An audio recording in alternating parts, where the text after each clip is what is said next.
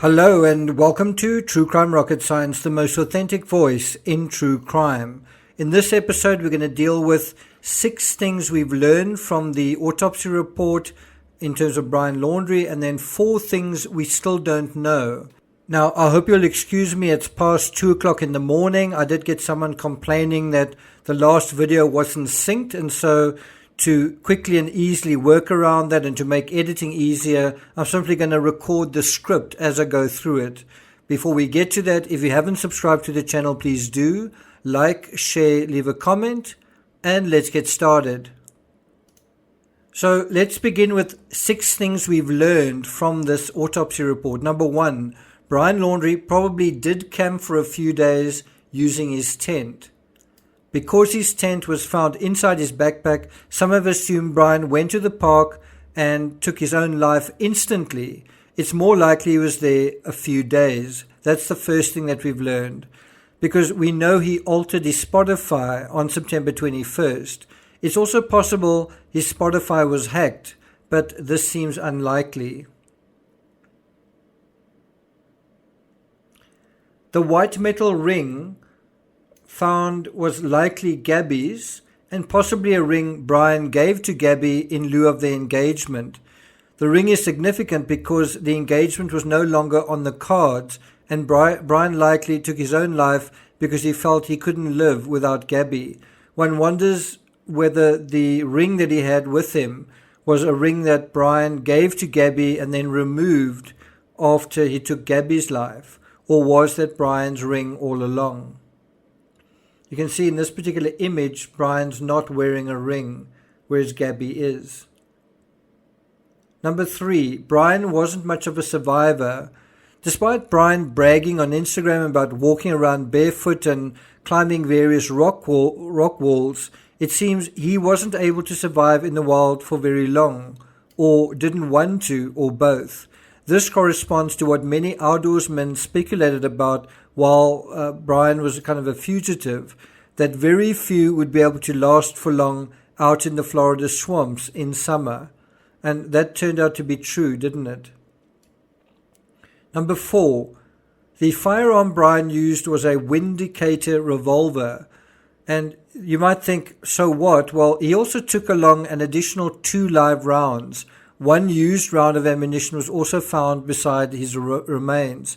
The fact that he took his father's revolver suggests that he didn't have his own weapon and pours more water on the double homicide in Moab.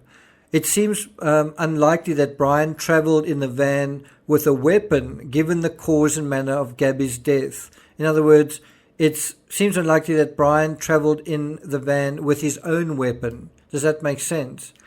Now, I just want to refer you to this particular Instagram post and note what Gabby says here. She says, "It's so incredible here." This was taken in Colorado Springs, Colorado.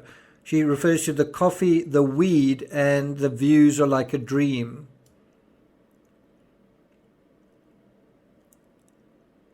The toxicology proved to be negative. This might be due to there being virtually no remains to even test toxicology on, certainly no hair. Hair tends to be quite a good source of chemicals. It's also possible that prolonged exposure and being submerged may have destroyed or dissolved chemical compounds. Although Brian likely didn't consume drugs while out in the park in his final hours, I'm not sure if the same is true for, while he was traveling with Gabby. Recreational substances may have postponed, and if you factor this in, that they did take recreational substances, think about how that may have postponed or numbed the reality of what was happening to them in their relationship during the summer epic. And if this was taking place, this sense of not quite realizing what was going on, then when reality dawned that their relationship wasn't working, that may have been a real reality bite. Habitual use of substances may have meant Brian was less able to deal with unpleasant realities and had not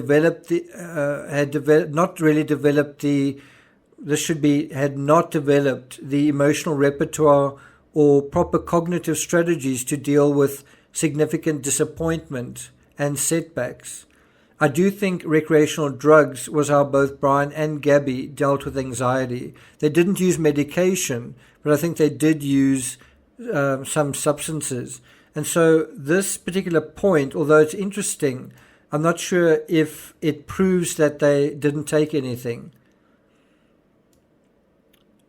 And I want to refer you to this particular Instagram post from Gabby. Look at the ring on her finger there as well. And you can see it's taken from inside the van. There is that pot plant. And I guess when they were in Colorado. And that sort of matches up with what she said over there. The weed in Colorado.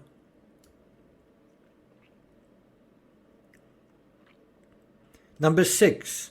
If Brian was out in the swamps for a few days, he was likely aware of the search for him in terms of the sounds of helicopters and searchers moving through the area.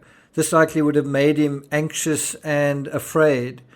If he had a burner phone with him, he may have kept tabs on the massive news coverage, including the search for him.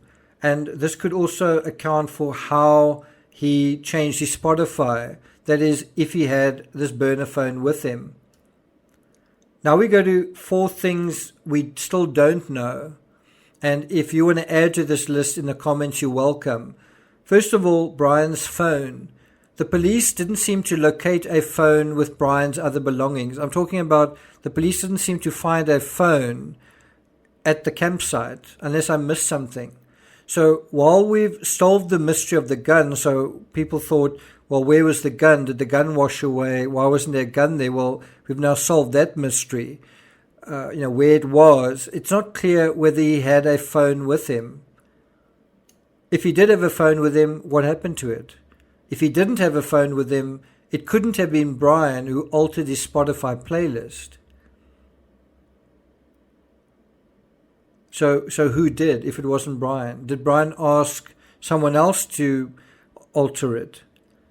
Number 2, Brian is right-handed.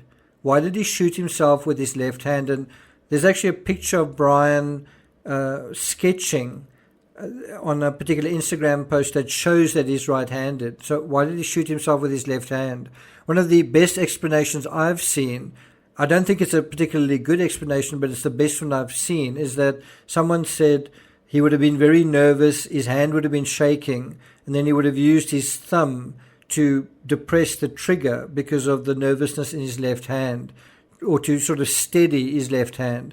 And the fact that the trajectory is slightly upward does tend to support this idea of the one hand kind of double gripping the weapon, if that makes sense. Number 3, what's in the half-page note? Well, we still don't know. Number 4, what about the water bottle? If Brian did head into the swamp without a water bottle, if the water bottle that was found there was planted, it wasn't his water bottle, it suggests he didn't intend to survive for very long. Think about going camping or going anywhere in the outdoors without a water bottle. It suggests that you don't intend to either be there for very long or to stay there for very long. And so it seems like he went there without intending to eat or drink during this period. Can you think of anything else? So I'm not going to take it further than that. Just to remind you guys that I've just done a live stream on the Barry Morphew case. It's a walkthrough through the arrest affidavit. I found it pretty interesting. Almost everyone that sat in on that, the members who sat in on that, learned something. There were things that they just didn't know about. And so check that out. Also bear in mind, tomorrow I'll be continuing the Van Gogh series. If you've missed it, tomorrow's episode at 4 p.m. Eastern Standard Time ought to be a really good one, ought to be really worth watching. So if you possibly can, try and sit in for that particular live stream.